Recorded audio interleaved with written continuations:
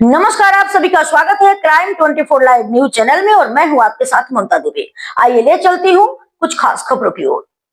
गुजरात राज्य और केंद्र सरकारें मिलकर बेघर लोगों को आश्रय प्रदान करती हैं। गौरतलब है कि अहमदाबाद समेत राज्य के बड़े शहरों और छोटे कस्बों में गांवों समेत कई दूरदराज के इलाकों से लोग रोजगार या मजदूरी के लिए आते हैं और उनमें से कई बेघर होकर फुटपाथों या अन्य सार्वजनिक स्थानों पर रात बिताते हैं। ऐसे बेघर लोगों को आश्रय प्रदान करने के लिए राज्य सरकार केंद्र सरकार के सहयोग से पंडित दीनदयाल अंत्योदय योजना, राष्ट्रीय शहरी आजीविका मिशन DAYNULM के तहत बेघर लोगों को आश्रय प्रदान करने के लिए अथक प्रयास कर रही है।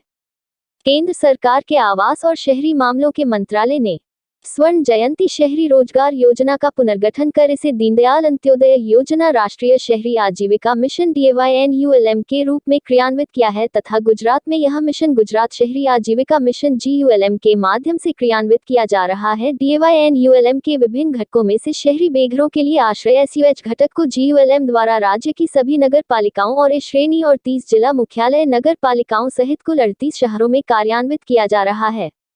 SUH घटक का मुख्य उद्देश्य शहरी क्षेत्रों में सबसे गरीब बेघर लोगों को स्थायी यानी 24/7 आश्रय और अन्य सभी बुनियादी आवश्यक सेवाएं प्रदान करना है।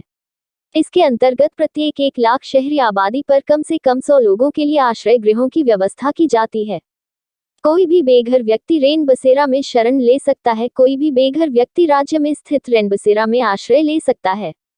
लाभार्थी को पहले अपने क्षेत्र के रैन बसेरा में पंजीकरण कराना होगा और उसके बाद वह रैन बसेरा में रात्रि विश्राम कर सकेगा। रैन बसेरा में ठहरने की अवधि की कोई सीमा नहीं है। कोई भी लाभार्थी वहां जितने दिन चाहे रह सकता है। शरणार्थी शिविर में सेवा देने वाला कोई भी स्वैच्छिक संगठन लाभार्थियों का पंजीकरण करता है और उन्हें निवास की अनुमति प्रदान करता है। इसके अलावा आवास के साथ साथ रैन बसेरा में आने वाले लोगों को एक समय का भोजन ज्यादातर शाम को भी उपलब्ध कराया जाता है। रैन बसेरा में उपलब्ध है ये महत्वपूर्ण घर जैसी सुविधाएं शहरी बेघर गरीबों के लिए राज्य सरकार द्वारा बनाए गए आश्रय गृह ऐसे हैं जहां आश्रय चाहने वाले व्यक्ति को घर जैसा माहौल मिलता है।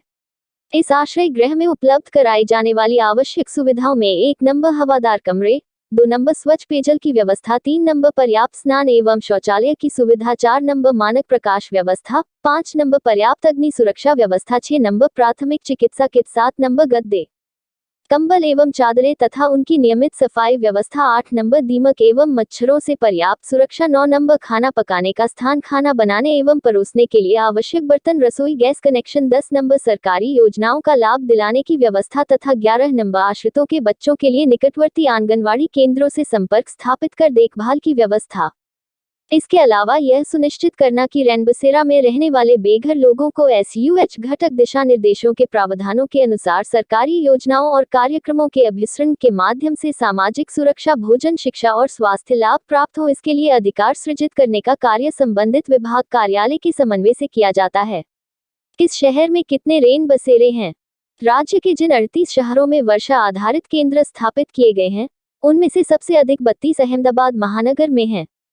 इसके बाद सूरत शहर में 7, भावनगर और राजकोट शहर में 6, वडोदरा शहर में 5, जूनागढ़ शहर में 4 तथा जामनगर शहर और पालनपुर शहर में 2 रैन बसेरे स्थापित किए गए हैं। इसके अलावा एक रैन बसेरा खंभालिया, सुरेंद्र नगर, लुनावाड़ा, राजपीपला, मोडासा, मोरबी, नाडियाड, नवसारी, जेतपुर, आनंद, अमरेली, भरूच, बोटाद, छोटा उदेपुर, डीसा, पाटन, गांधीनगर, गोधरा, गोंडल, हिम्मतनगर, वलसाड, वापी और व्यारा में संचालित है। रिपोर्टिंग से संपादक विंध्याचल ओझा।